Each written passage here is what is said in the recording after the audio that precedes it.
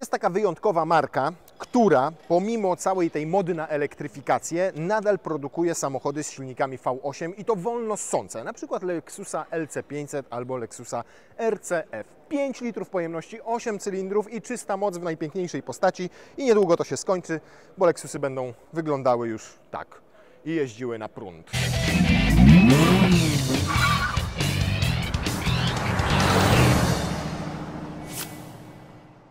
To Lexus RZ.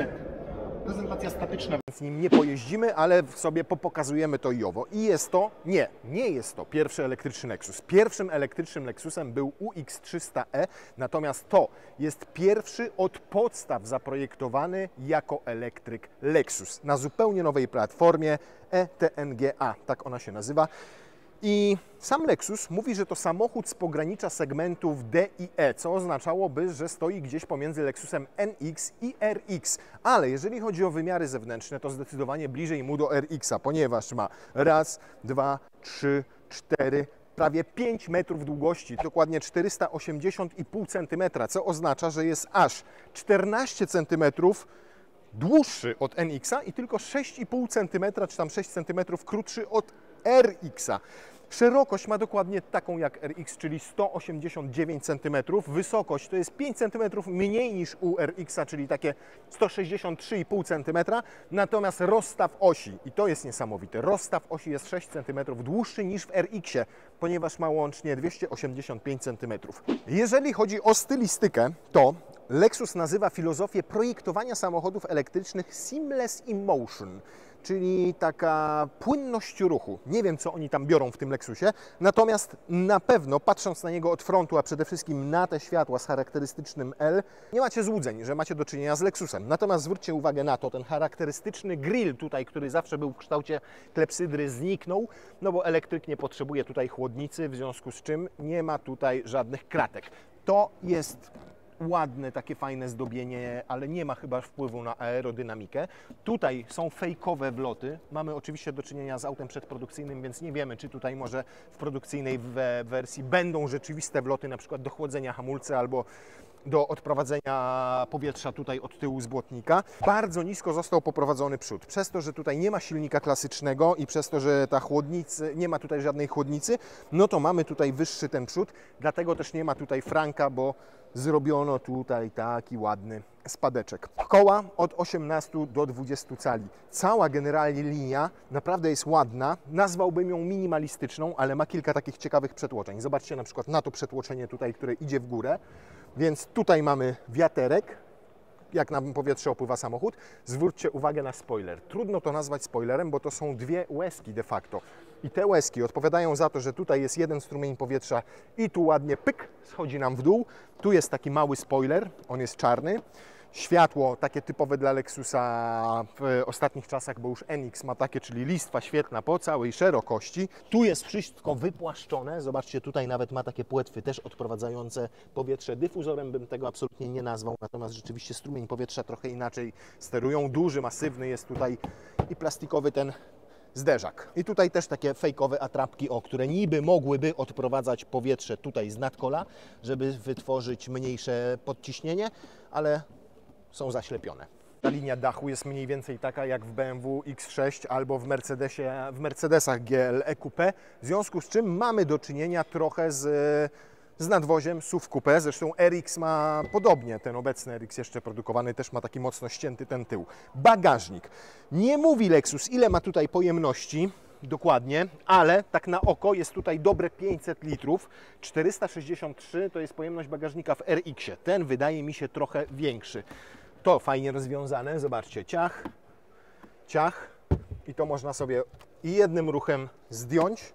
Pyk, mamy coś takiego, w związku z czym nie musimy tego trzymać w garażu, tylko możemy sobie wrzucić na przykład tutaj, a tu mamy bardzo ładnie zagospodarowaną przestrzeń, jest miejsce na kable, więc się nie poniewierają po całym bagażniku, jest parę innych takich półeczek pod podłogą, które można sobie zagospodarować, cyk, cyk. O, to jest akurat fajne, patrz tam, jakoś to tak, patrz, to panie tak, dobra, i tu sobie chowam i co, albo tak, a i wtedy, to ma takie mocowania, dobra. Czyli nie ma takich tradycyjnych rynienek, tylko tam się wkłada gumeczki do mocowania, nie wiem czego, długopisu chyba. Tu jakieś haczyki. Tutaj jest co? Kolejny haczyk. Jest gniazdo zapalniczki, jest gniazdo zapalniczki. Tu jest jeszcze jeden haczyk, a tu są lampeczki LEDowe. Nie ma tutaj żadnych uchwytów do składania tylnej kanapy i tylna kanapa składa się, to akurat nie fajne, bo SUV-y powinny mieć 40, 20, 40, żebyście mogli długie narty na przykład przewieźć i jednocześnie dwie osoby. Tu mamy tylko podział 40, 60. Za to jest na płasko i jest dużo miejsca. Na płasko wchodzi bąk, trochę mu nogi wystają. To by było na tyle, jeżeli chodzi o bagażnik. Bardzo ładnie wykończony. Grama plastiku nie ma, dopiero gdzieś tutaj. Tak to jest nawet po boczkach, o, ładnie wykończony. Dobra, najpierw se ustawię fotel pasażera. Cyk, przesunięty i maksymalnie obniżony. Kanapę można w dwóch pozycjach ustawiać. Tak jest bardziej pionowo, tak jest bardziej pochylona. Zobaczymy, jak jest pochylona. Proszę, cyk. Miejsca powiedziałbym, że jest ciut więcej niż w RX-ie. Niestety fotel bardzo nisko się opuszcza, trudno jest tam włożyć nogi pod spodem, ale w sumie nie trzeba tego robić, bo na kolana jest naprawdę, zobaczcie ile miejsca. Natomiast sama kanapa jest dosyć nisko osadzona, w związku z czym trzymam te nogi nadnaturalnie wysoko. Niemniej brakuje tutaj takiego typowego środkowego tunelu, tu jest płasko, więc trzecia osoba będzie mogła sobie usiąść i zobaczcie jeszcze ile miejsca będzie miała nad głową. Nawet trzecia tutaj, w tym miejscu. Wow! Zobaczcie, tutaj dobrze wszystko podparte jest jak trzeba. Drzwi zamknięte, dwa gniazda USB-C. Są nawiewy dla pasażerów tylnej kanapy. Tu jest nawet gniazdko na takie jak, żebyście czajnik se mogli nawet podłączyć. Kieszenie w oparciach są. Jeżeli chodzi o skórę, to tutaj mamy taką skórę, która w 30% została wykonana z biomateriałów, czyli nie jest taką skórą z krowy, tylko jest skórą z niekrowy. Natomiast ten minimalizm widać jest we wnętrzu, tu już nie ma tak jak na przykład w LS-ie tych kryształków, takich jakiegoś wykończenia w origami, tylko to są wszystko płaskie powierzchnie, bardzo dobrej jakości, bo to jest mięciutkie, to jest mięciutkie, to jest mięciutkie. Dopiero plastik pojawia się gdzieś tutaj, ale jest to wszystko ładnie wykonane. No i oczywiście ta klameczka elektryczna też, tak się ją naciska, żeby otworzyć drzwi, a tak jakby zawiódł elektrozamek i musielibyście to zrobić ścięgienkiem manualnie. Środek. Siadam tutaj i mam wrażenie, że ta część to jest trochę kopia Lexusa NX. Przede wszystkim ze względu na ten duży 14-calowy ekran. To jest dokładnie ten sam system, który jest w NX-ie. Tu jest troszkę inaczej, bardzo minimalistycznie. Zobaczcie, ile tu jest gładkich powierzchni. O, cicho. Gra nawet. Proszę, tu jesteśmy na premierze, widać. Barcelona. To jest tutaj akurat bardzo intuicyjne i faktycznie tu wszystkim można sobie inteligentnie, fajnie sterować. Dużo płaskich powierzchni, to podkreśla ten taki minimalizm, widzicie, o tutaj, tu jest płasko, fajny materiał, to mięciutkie. To jest jakiś plastik, owszem, ale on jest taki przyjemny. Zobaczcie, co ciekawe, tutaj nie ma schowka. A wiecie, czemu tutaj nie ma schowka żadnego? Ponieważ tutaj, moi drodzy, znajduje się promiennik. Taki promiennik, który ogrzewa i traci przy tym o 10% mniej energii. Może nie traci przy tym 10% mniej energii, tylko jest o 10% energetycznie bardziej efektywny od takiego odgrzewania z klimatyzacji, a przy samochodzie elektrycznym to jest bardzo istotne. Tu jest jeden taki promiennik, który ogrzewa Wam całe nogi podczas jazdy. Tu jest taki drugi promiennik w tym miejscu. O, tu dokładnie to widać, zobaczcie, to jest takie pokryte materiałem. To jest akurat opcjonalnie i ogrzewa Wam, żebyście mieli poczucie większego komfortu, a wtedy klimatyzacja nie musi aż tak wydajnie pracować i zżerać energii z akumulatora. Tutaj mam zwykłą kolumnę kierownicy, czyli okrągłe kółeczko i normalne przełożenie układu kierowniczego. O, proszę bardzo. Natomiast istnieje też wersja z wolantem.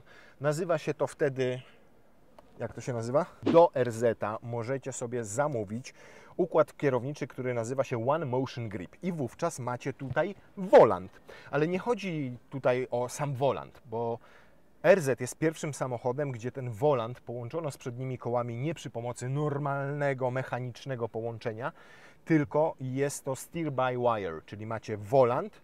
Dzięki temu tutaj nie ma kolumny kierownicy, macie więcej miejsca, lepszą widoczność.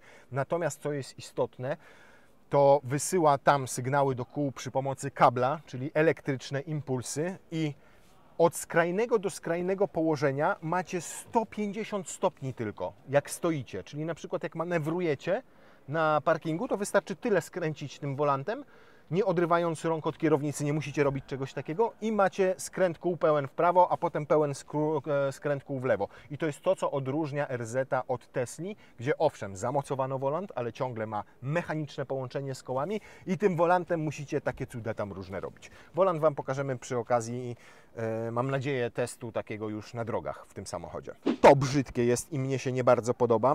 Tutaj takie, no tak, takie nic po prostu. Otwiera się schoweczek na prawo i na lewo, jest dosyć pojemny, bardzo przyjemnym materiałem wykończony. Zobaczcie, tu jest wisząca ta deska rozdzielcza, bo nie ma tam żadnych wałów napędowych, więc tu jeszcze macie półeczkę, na której możecie sobie trochę gratów powstawiać. Jest też w opcji szklany dach, tutaj go nie mamy, ale to jest taki specyficzny szklany dach po pierwsze nie otwiera się, tylko jest na stałe. I tutaj ma jeszcze takie poprzeczne żebrowanie, żeby wzmocnić całą konstrukcję na górze. Po drugie, nie ma żadnej rolety, żeby go zasłonić, natomiast jest fotochromatyczny, co oznacza, że po pierwsze, jak operuje słońce na niego, to jak najmniej tych promieni do środka przenika, żeby nie nagrzewać niepotrzebnie wnętrza latem. Z drugiej strony odbija podczerwień, światło podczerwone, w związku z czym zimą się nie wychładza przez niego wnętrze, bo tak jakby to ciepło się od niego odbija tutaj w środku. To tutaj mogłoby być takie bardziej miętkie. No myślę, że to jest egzemplarz przedprodukcyjny, w związku z czym jeszcze paru będzie mu brakowało elementów, a przede wszystkim nie będzie tak zmocowany jak te fabryczne wersje. Podobnie było z NX-em, jak byliśmy na jego prezentacji statycznej, to nie zrobił jakiegoś wielkiego wow, jeżeli chodzi o wykonanie, natomiast jak już wjechały produkcyjne wersje, no to ewidentnie były lepiej zrobione niż ta przedprodukcyjna. Centrum dowodzenia. To nie jest silnik elektryczny. Silnik elektryczny znajduje się tam na dole. Tu są te przewody wszystkie wysokiego napięcia, natomiast to jest prawdopodobnie ładowarka pokładowa. I ta ładowarka pokładowa ma 11 kW, taką moc, w związku z czym jak w domu ładowali będziecie takiego RZ z siły, to powinno Wam to zająć około 5 godzin do 80% baterii i około 7 godzin od 0 do 100% baterii. Sama bateria jest tutaj stosunkowo niewielka, biorąc pod uwagę gabaryty samochodu, bo ma 71,5 kWh pojemności, co oznacza, że jest jakieś 20, a nawet 30 kWh mniejsza niż w samochodach konkurencji o podobnych gabarytach, czy to mówimy o Mercedesie, czy na przykład o Audi. Natomiast Lexus mówi, że celowo zainstalował tutaj mniejszą baterię, ponieważ są tu bardzo wydajne silniki elektryczne i zapotrzebowanie na energię ma być na poziomie mniejszym niż 18 kWh na 100 km. To jest raz. Dwa, wyliczono, że to będzie najlepszy kompromis, jeżeli chodzi o cenę, wagę samochodu i jego zasięg. Zasięg na ten moment podawany to jest około 400 km, tak mówią, że będzie powyżej 400 km. Ładuje się tutaj, czyli jak widzimy jest tutaj już Type 2 normalnie i jest tutaj też gniazdo CCS, a nie HDMI, tak jak było na przykład w Lexusie UX300e. Jego test możecie sobie tu kliknąć i obejrzeć. Maksymalna moc ładowania z CCS-a, czyli prądem stałym, to 150 kW, a to oznacza, że do 80%, od 0 do 80%, pół godzinki. Czasu od 0 do 100 Lexus nie podaje, ale tutaj udało nam się uzyskać informację, że zostało to też zmierzone i to jest takie 45-50 minut, od 0 do 100, z ładowarki 150 kW. Silniki, bo tu są dwa silniki. Jeden jest na przedniej osi, drugi jest na tylnej osi. Ten napęd na 4 koła nazywa się według Lexusa Direct 4 i czasami tam można usłyszeć, że to jest taki stały napęd na 4 koła. No nie jest to stały napęd na 4 koła, bo nie ma tutaj żadnego wału, który byłby w stanie tu dać 100% mocy albo momentu, albo tam dać 100% mocy i momentu. Co ciekawe, to przedni silnik jest tutaj silniejszy i ma 204 konie, ten z tyłu ma 109 koni. Jak wjedziecie sobie w trybie range, to ponoć jest tak, że głównie działa tutaj ten silnik tylny po to, żeby jak najwięcej energii rzeczywiście zaoszczędzić i to ma wtedy samochód, macie 109-konny, natomiast rzeczywiście jest tutaj 7 sensorów, które odpowiadają za to, żeby odpowiednio dystrybuować ten moment i moc i na przodzie, i na tyle. Po jednym sensorze jest na kołach, to są 4. Piąty sensor jest na układzie kierowniczym, żeby też od niego poszły parametry, czy skręcacie w prawo, czy w lewo, czy jest zakręt, czy z górki, czy pod górkę.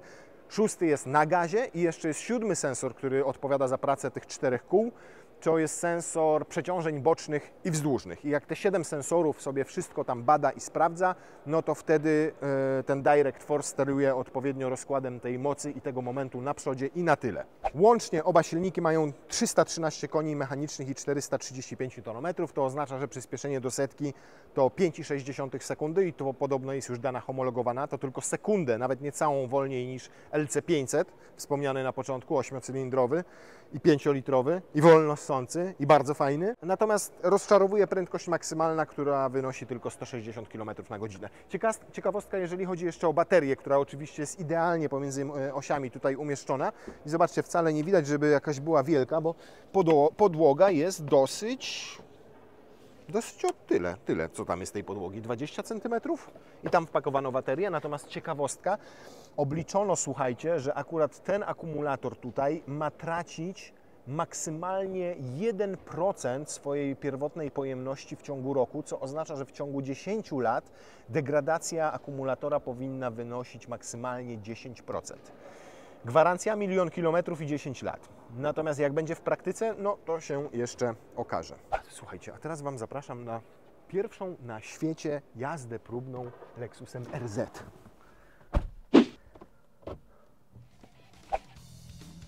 Jak ty mnie zaimponowałeś w tej chwili. Może nas nie zastrzelą. Świetnie się prowadzi, naprawdę. Don't worry, next week we will be driving the car on a track.